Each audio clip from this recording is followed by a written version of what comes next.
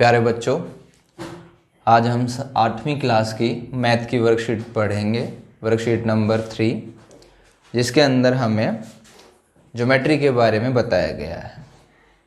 सबसे पहले हम बिंदु के बारे में पढ़ेंगे। बिंदु यानी कि पॉइंट। आप लोगों ने सुना होगा कि जब भी वाक्य ख़त्म होता है हम बिंदु लगा देते हैं, पॉइंट लगा देते हैं।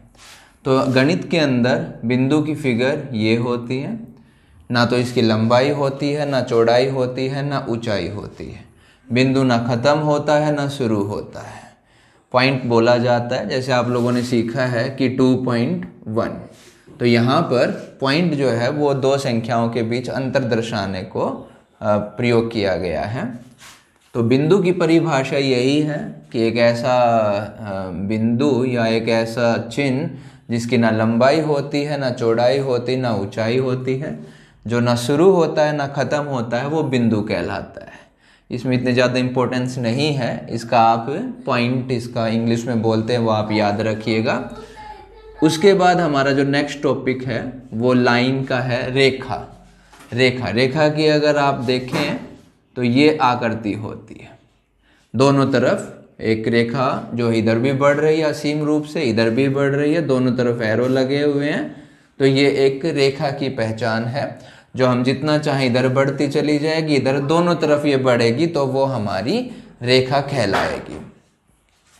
उसके बाद रेखाखंड। रेखाखंड दोनों तरफ अंत बिंदु होते हैं, ना इधर बढ़ सकती है ना इधर बढ़ सकती है, तो वो हमारी रेखाखंड कहलाएगी। शुरुआत बिंदु भी होता है, अंत बिंदु भी होता है। रेखा और रेखाखंड में क्या अंतर है कि रेखा को हम जितना चाहें उतना बढ़ा सकते हैं, उतना हम दोनों तरफ उसे बढ़ा सकते हैं, लेकिन रेखाखंड जिसको लाइन सेगमेंट बोला जाता है, उसको हम दोनों तरफ अंत करेंगे, यानी कि हम बढ़ा नहीं सकते, दोनों तरफ अंत बिंदु होते हैं। इसके बाद किरण यानी कि एक तरफ अंत बिंदु और एक तरफ एरो।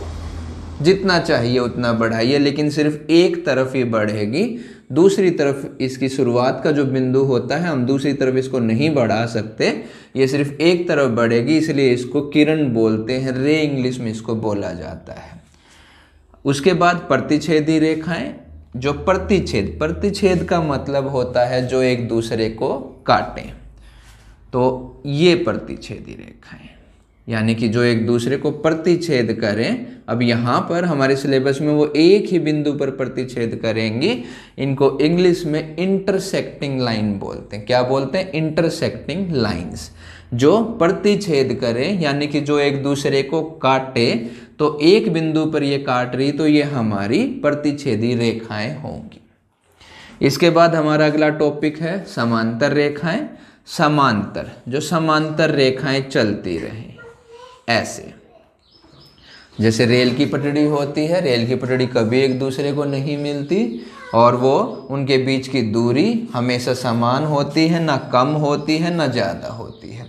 तो ये हमारी समांतर रेखाएं होंगी जो कभी एक दूसरे से नहीं मिलती, समांतर बढ़ती, क्योंकि मैं रेखाएं कह रहा हूँ। रेखाएं आप देखिए कि दोनों तरफ ये बढ़ सकती हैं, तो रेखा इधर भी बढ़ रही हैं, इधर भी बढ़ रही हैं। समांतर रेखाएं, इनको इंग्लिश में पैरेलल बोला जाता है, पैरेलल लाइंस, जो एक दूसरे के समांतर पैरेलल चलती रहें। इम्पोर्टेंट बात कि इनके बीच की जो दूरी है हम जहाँ भी नापेंगे वो दूरी हमेशा समान रहेगी, दूरी बढ़ नहीं सकती, दूरी घट नहीं सकती। इनको आप वीडियो स्लो करके और कॉपी में आप इनको उतारिएगा और फिर ग्रुप पे शेयर कीजिएगा। अब जो नेक्स्ट है हमारा टॉपिक,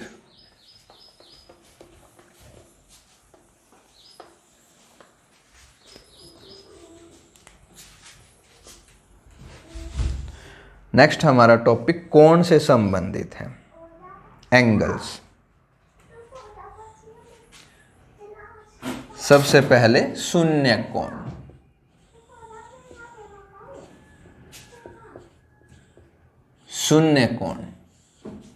कोण की बात करते हैं जहां दो एंगल, इसको इंग्लिश में बोला जाता है एंगल।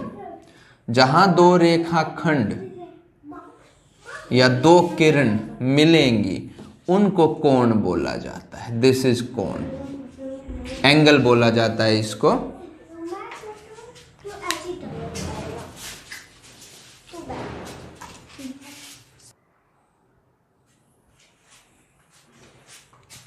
हम बात कर रहे थे कोण की, एंगल की। यहां पर शून्य कोण की बात हो रही है। तो शून्य कोण वो दो किरण जो एक दूसरे के ऊपर ही हों, यानी कि उनके बीच में कोण बना ही नहीं, तो वो शून्य कोण होगा 0 डिग्री, 0 डिग्री कोण। उसके बाद नेक्स्ट आता है हमारा न्यून कोण। न्यून कोण, एक्यूट एंगल। एक्यूट एंगल यानी कि 90 डिग्री से कम का, 90 डिग्री से कम। अगर इनकी फिगर हम बात करें, एक किरण यहाँ पर है, एक इधर आ गई, तो ये जो कोण होगा ये हमारा 90 डिग्री से कम क्या है, तो आप इसकी फिगर भी ध्यान रखिएगा। तो दिस इज न्यून कोण। इसके बाद आता है समकोण। ये बहुत इंपॉर्टेंट है। समकोण, इसको राइट एंगल बोलते हैं।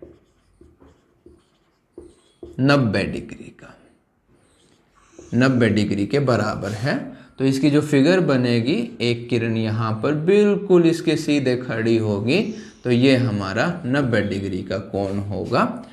इसके बाद अधिक कोण। अधिक, जैसे ही नाम से ही दिख रहा है अधिक, तो हम इसको बोलेंगे 90 डिग्री से बड़ा व 180 डिग्री से छोटा। 90 डिग्री से बड़ा, 180 डिग्री से छोटा।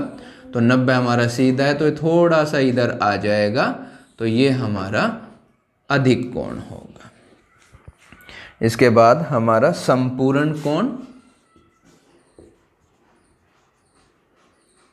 संपूरक,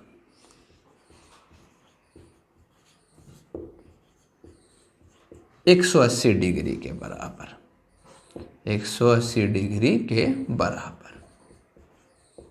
फिगर इसकी सीधी लाइन बनेगी, एक रेखा यहाँ चली गई, एक इधर आ गई, तो ये हमारा 180 डिग्री का कोण हो गया। ये हमारे सिलेबस में है, इनको हम एक बार फिर से रिवाइज करते हैं। शून्य कोण यानी कि जिसमें कोण बने ही ना, एक रेखा के किरण के ऊपर दूसरी किरण हो, वह 0 डिग्री होगा। न्यून कोण, जिसको एक्यूट एंगल बोलते हैं, यानी दो किरणों के बीच में 90 डिग्री से छोटा, 90 डिग्री से कम। समकोण, राइट एंगल, जो कि 90 डिग्री के बराबर है। और इसकी फिगर जैसे हम घड़ी में देखते हैं, हमारा 3 बजता है, 9 बजता है, तो उनके बीच में 90 डिग्री का कोण होता है। अधिक कोण ये 90 डिग्री से बड़ा होगा, 180 डिग्री से छोटा होगा। तो और संपूरक कोण जो कि 180 डिग्री के बराबर है। अब हमारे सामने क्वेश्चन आते हैं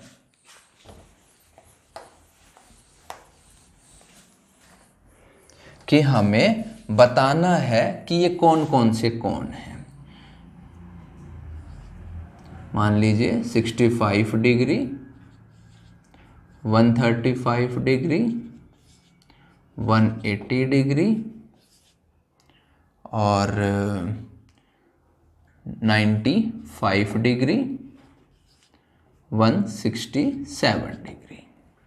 अब इनमें से हमें बताना है, अब ये देखिए 90 से छोटा है, तो ये न्यून कोण है। 135 डिग्री ये 90 डिग्री से बड़ा है लेकिन 180 से छोटा है, तो ये अपना अधिक कोण होगा। 180 डिग्री जो कि अलग है संपूरक कोण।